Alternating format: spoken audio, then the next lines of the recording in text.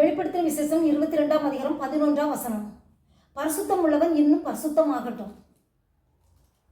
பரிசுத்தத்திற்கு இவ்வளவுதான் என்று ஒரு எல்லை கிடையாது.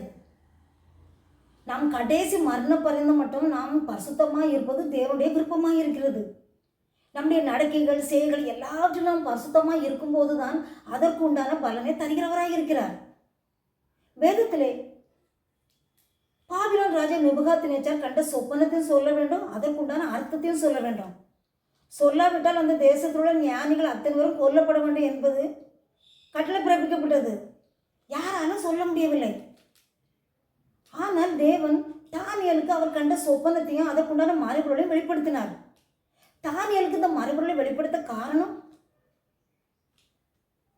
எல்லாவற்றிலும் கர்த்தருக்கு உகந்த வாழ்க்கை வாழ்ந்ததினால்தான். பிரியமானவர்களே, யாராக இருந்தாலும் சரி, பரிசுத்தமாக இருந்தால்தான் நாம் தேவனை தரிசிக்க முடியும், அற்புதங்களை பெற்றுக்கொள்ள முடியும், விண்ணப்பத்திற்கு உடனே பதிலை பெற்றுக்கொள்ள முடியும். அதனால் நீங்களும் உங்களுடைய நடக்கைகள் எல்லாவற்றிலும் பரிசுத்தமாக இருந்து அற்புதத்தை பெற்றுக்கொள்ளுங்கள்.